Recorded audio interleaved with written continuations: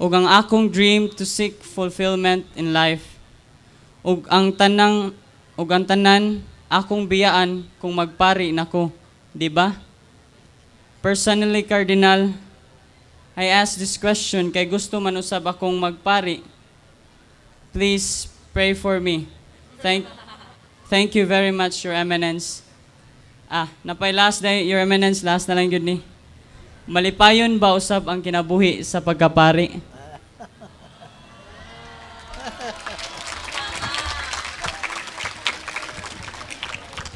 Daghang salamat akong igsoon.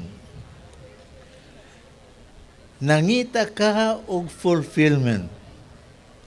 Apan unsa may gipasabot sa fulfillment? Naay fulfillment nga busog kaayo ka sa pagkaon, di ba? Pero pila ka oras ang mulabay gutumon ra gihapon. Naay fulfillment nga matuman ang imong mga plano. Pero human nimo makabot ang imong damgo, laayan ra gihapon ka. Unsa may diay ang tinuod nga fulfillment? Ang batanon nga adunahan sa ebanghelyo nangita pud to siya og fulfillment. Gitudluan siya ni Jesus kung unsay makahatag og katagbawan sa iyang kalag. Apan tungod kay dili man siya makabiya sa iyang katigayunan, milakaw siya nga subo. Kamong mga batanon, naghuna-huna nga ang katagbawan anaa sa pagtuman sa tanan ninyong gusto. Mao man gani nga mahadlok kamo nga mosanong sa tawag sa Ginoo kay basin mawala hinuon ang gitinguha sa inyong kasing-kasing. Apan ang inyong kahadlok binase sa huna-huna nga anaamoy gusto o kahibalo kamo kung unsay ang makalipay ninyo. Apan tinuod ba nga nakahibalo kamo kung unsay makapalipay ninyo? Nakasabot ba kamo? Mao kini ang problema sa mga batan-on karon. Naay daghan kapilian, apan dili makamaong mupili kay wala makahibalo unsay pilion. Una sa tanan, sa dili pa kita mupili, kahibalo una kita kung unsay maayo ug unsay dautan. Ang kinabuhi atong mapuy-an pinaagi og elimination. Eliminate what is not a choice because they do not open the doors to more choices. Bad choices are dead ends. They do not lead to more open doors. Kung magsyabu ka pananglit, ang syabu dili mag-abli kanimo og daghang mga kahigayunan. Hinunua magsira hinuon sa daghang mga pultahan. Sa dihang na-eliminate na nimo ang mga dautan nga piliunon at tubanga ang mga maayong piliunon. Unya, pangutana ang imong kaugalingon, unsay may gipangandoy sa imong kasing-kasing. Daghan kag gipangandoy, puros mga maayo. Apan, unsa man gayud ang kinaladman nga pangandoy, unsa man gayud ang kinauyukan sa maimong mga pangandoy, pangayo sa lamdag sa Espiritu Santo, aron imo kining mailhan unya sa dihang imo na kining mailhan. Sunda dayon kini sa walay pagduha-duha o pag-ukon-ukon. Ang Ginoo dili maghatag kanatog kalibog. Tuo ba ka? Kita ra gayud sa atong pagkakalibutanon, maoy naglibog sa atong kaugalingon.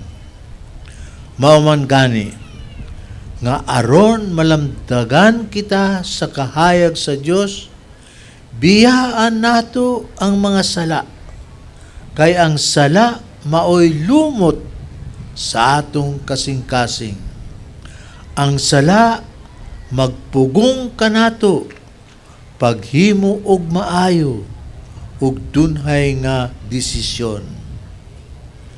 Adunay mga seminarista nga klaro kaayo nga gitawag. Apan kay nagumon sa sala, dili na makasanong.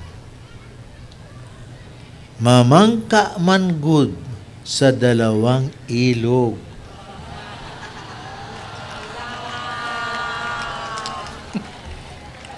Seminarista na, pero naay gihapoy girlfriend.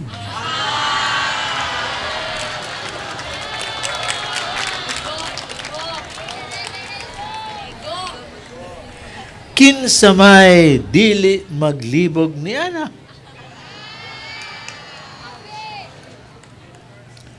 Mingon ang atong Ginoo, all you need say is yes. If you mean yes, and no, if you mean no. Anything more than this comes from the evil one. Matthew 5:37. Matud pa ni San Pablo, the Son of God, Jesus Christ, was never yes and no. His nature was all yes. Second letter of Saint Paul to the Corinthians 1:17. Naay uban nga sigurista kaayo. Maniguro sila kay basin wala di ay sila tawga. So magtagana sila og girlfriend.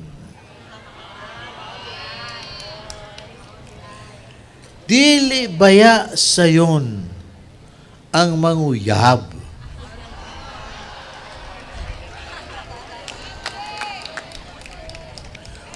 Unya imo lang dayong puwagan nga wala ka pa kay siguro. Ambot ninyong mga babae,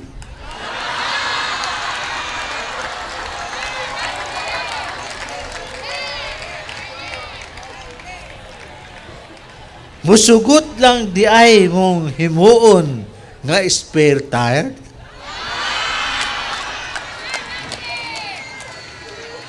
Kanang for emergency use only.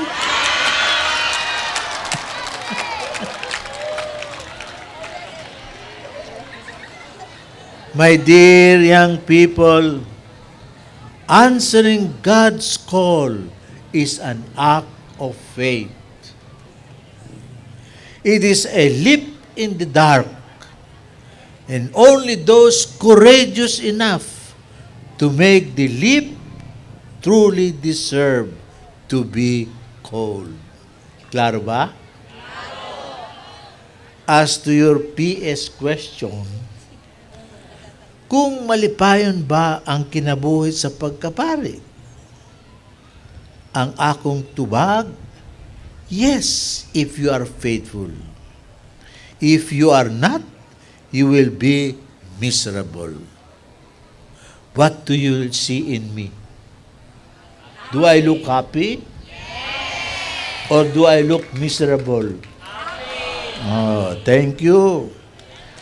But you see, the rich young man went away sad because he did not respond to the Lord's call. No, it is not the disciple who were sad. It is those who were called but did not respond or answer. Thank you.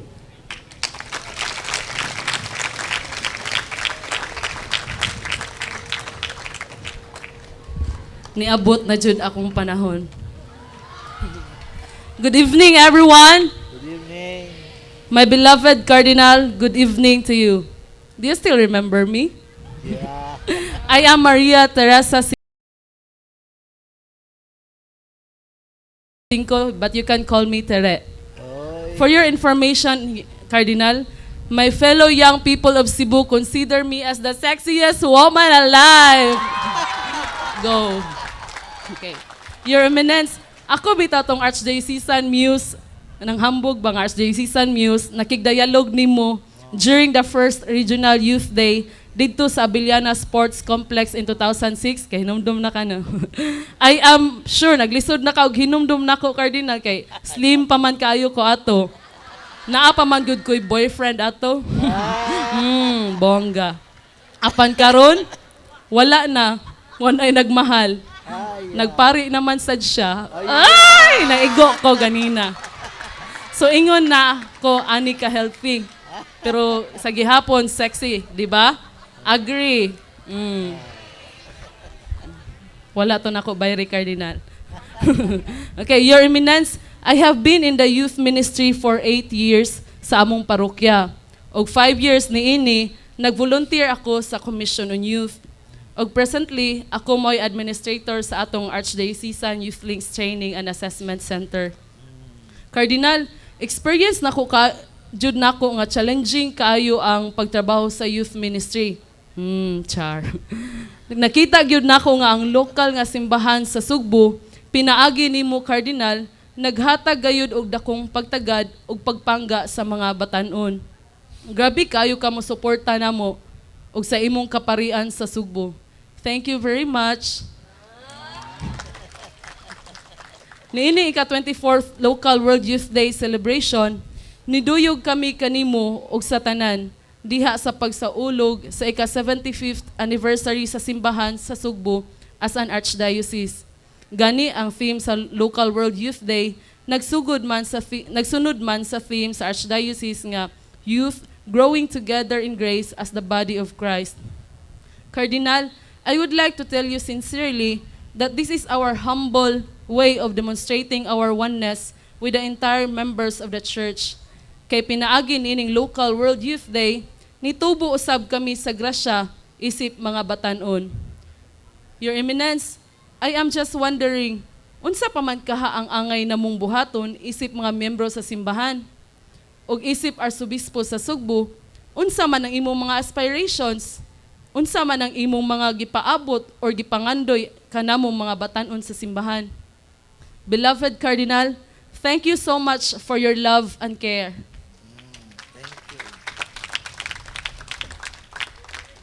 Daghang salamat, my dear Tire. My dear young people, I should be the one to thank you for giving your all-out support to the church in Cebu. Through you,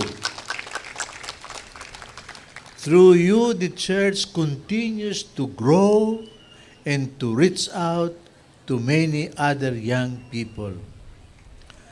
I thank your chairperson, Monsignor Arthur. and all the youth coordinators in the vicariates and the districts for taking care of young people in your respective jurisdictions.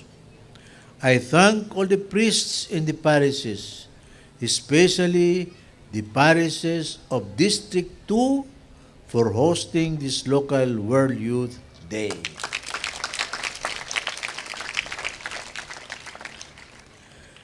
Sa dili pa ako mutubag sa imong pangutana tiri, maayo tingali kung ako ang mangutana.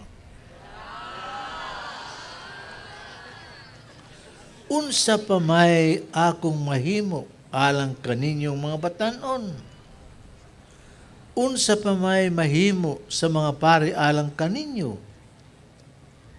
Busa giawhag ko ang mga pari nga aniya karon dinhi, ayaw kamo pagtinihik alang sa mga batanon.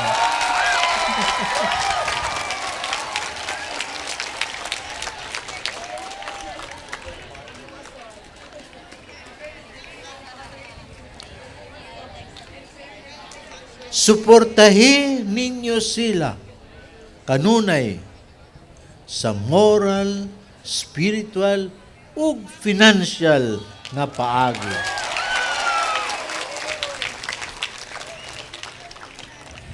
Sila ang paglaom sa simbahan, dili ba?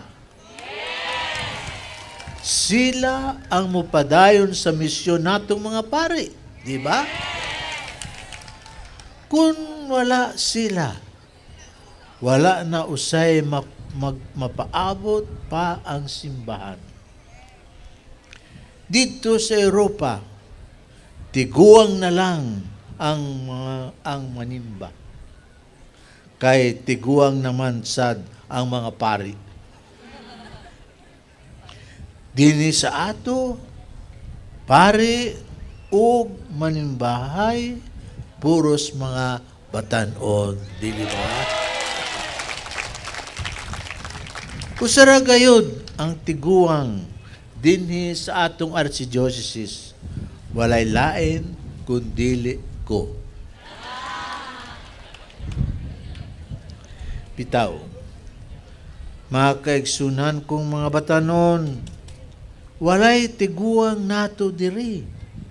Pulos kita batanon sa mata sa Diyos. Because Jesus is the same today, yesterday, and forever. Ang ako lang hangyo kaninyo mga batanon, nga dili unta kamo daling mawad-an o paglaom. Ayaw kamo pagkawala o paglaom, taliwala sa mga kalisdanan, sa eskandalo, sa mga dautan. Ayaw kamo pagsunod sa mga hiwi nga buhat. Isalikway ninyo ang drogas, ang pakighilawas, gawas sa kaminyoon, ang pagwaldas sa paninguha sa inyong mga ginikanan. Ayaw kamo pag-usik-usik sa panahon. Tarunga ug tapusa ang inyong pagtuon. Ayaw ninyo kalimti ang inyong mga ginikanan, ang inyong mga apuhan. Tuhura ninyo sila pagkat-on kamo sa pag-ampo. Kining tanan maoy maghatag kaninyo og kalipay. Buot ko nga malipayon kamo. Dili ko buot nga kamo magul-anon sa inyong kinabuhi. Nakasabot ba kamo sa akong gusto? Buot ko nga malipayon kamo ug ang pagsunod lamang kang Kristo maoy maghingpit sa inyong kalipay. Dili ko buot nga may sama kamo niadtong batanon nga adunahan, nga magulanon, nga mibiya kang Hesus, kay dili siya makabiya sa iyang katigayunan. Paglipay kamo sa kalipay nga gikan sa Espiritu Santo, kay siya ang magtagbaw sa mga pangandoy sa inyong mga kasing-kasing. Amen. Your Eminence, on behalf of all the young people gathered here tonight, and on behalf of the young people of the Archdiocese, we thank you for inviting us on pilgrimage, for traveling with us throughout the celebration, and for joining us tonight in prayer. We thank you for trusting us and calling us to greatness. We love you, and we promise to pray for you.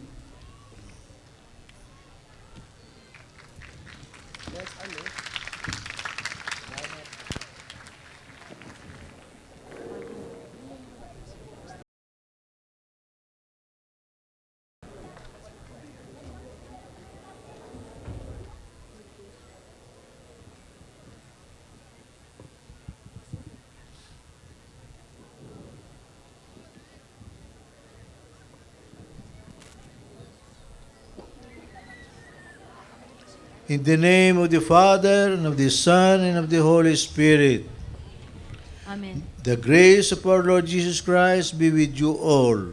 And also with you. My dear young friends, how good it is to be here with you. How good it is that we have come together in prayer to grow together in grace as the body of Christ.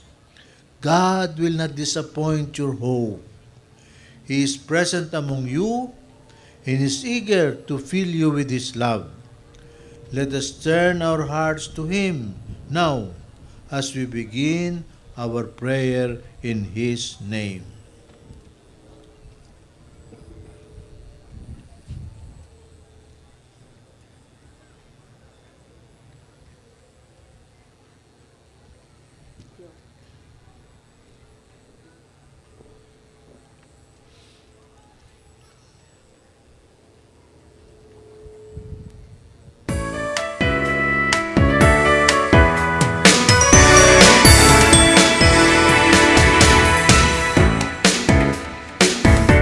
We're now entering the part of the blessing of the Unity Candle.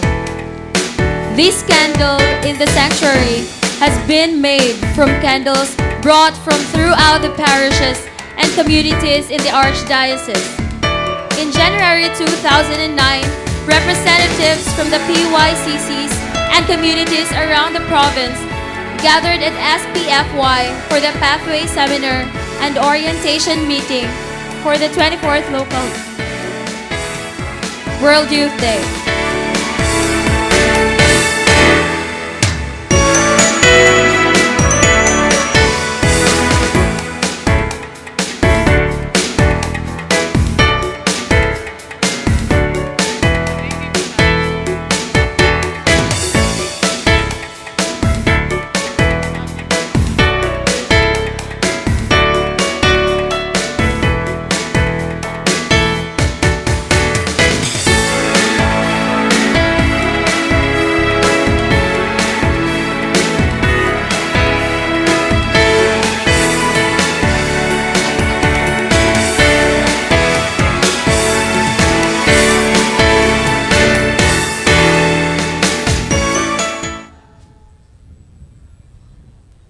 We're now entering the part of the blessing of the Unity Candle.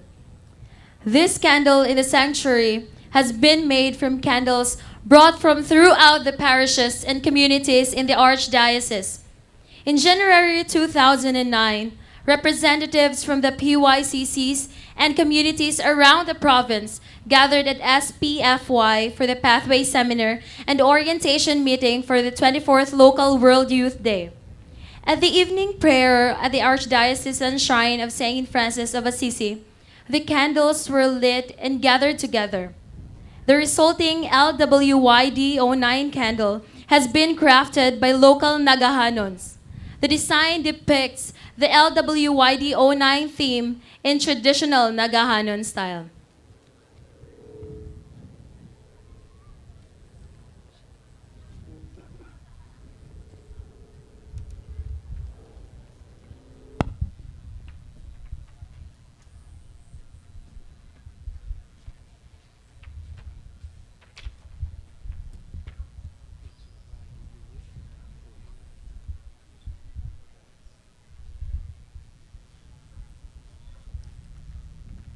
Almighty and loving Father, we've come to you under the sign of the cross of your Son. In His presence, we beg you to send your Holy Spirit into our hearts. Fill us with the fire of your love, that we may be witnesses to Christ even to the ends of the earth. We ask this through Christ our Lord.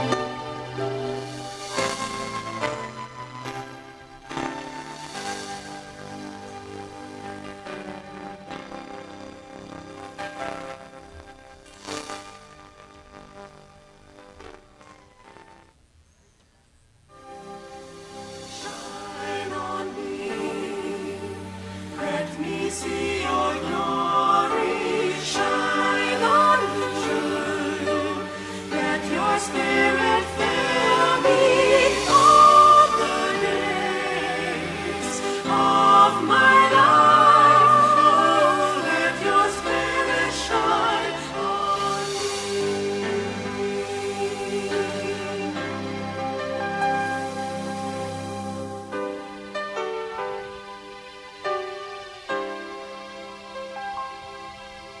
Shine on me and let me see your glory. Breathe on me, then let your spirit move me. Change my life and let me be your shining light for the world to see. Shine on me, let me see your glory. Shine on me, let your spirit fill me all the days of my life. Let your spirit shine on me.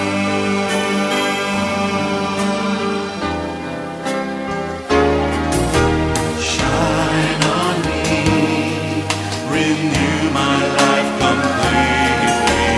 Live in me, release your power through me. Evermore, your servant be. Throughout all the earth, your love to see. Shine on me, let me see your glory.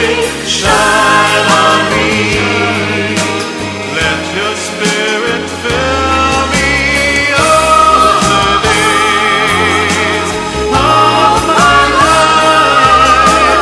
Let your spirit shine on me. Shine on me. Let me see your glory. Shine on me. Let your spirit fill me all the days of my life.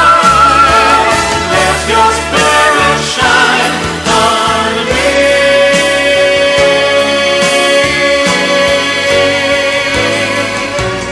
Let your spirit shine on me.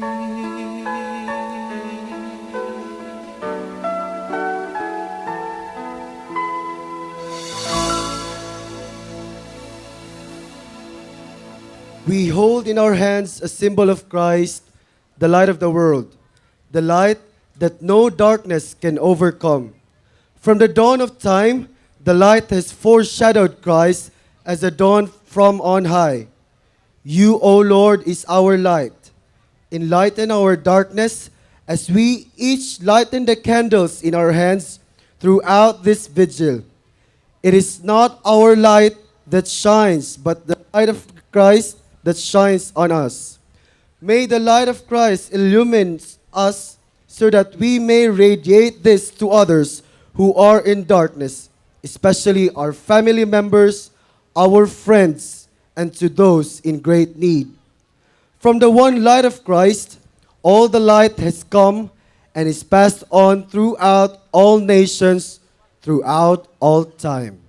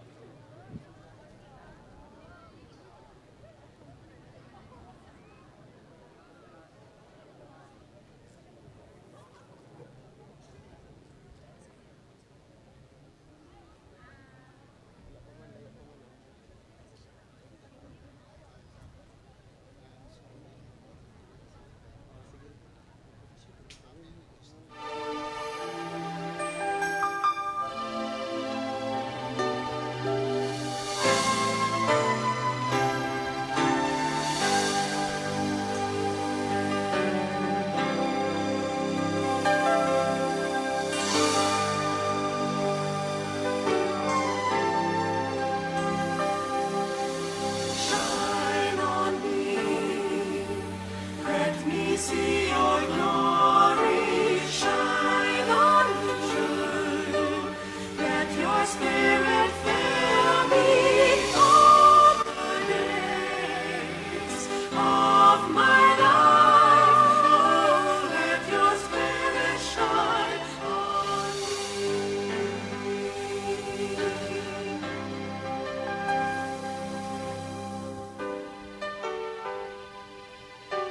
As we light our own candle, we say a little prayer for our mama, for our papa, for our brothers and sisters, Then let your for our relatives, for Lola and Lolo.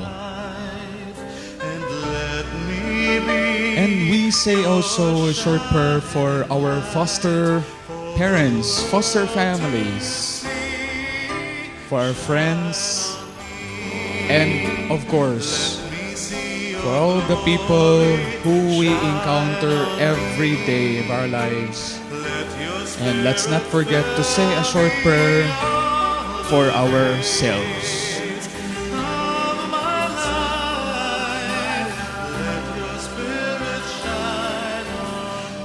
Share also the light sa imo ang kauban. Right now, we have 10 priests waiting for us. Confession is starting right now.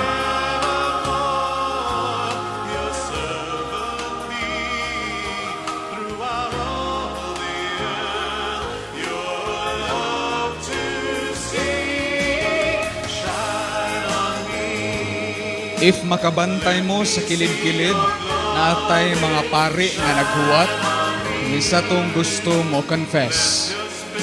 This is just very timely since next week is already the Holy Week.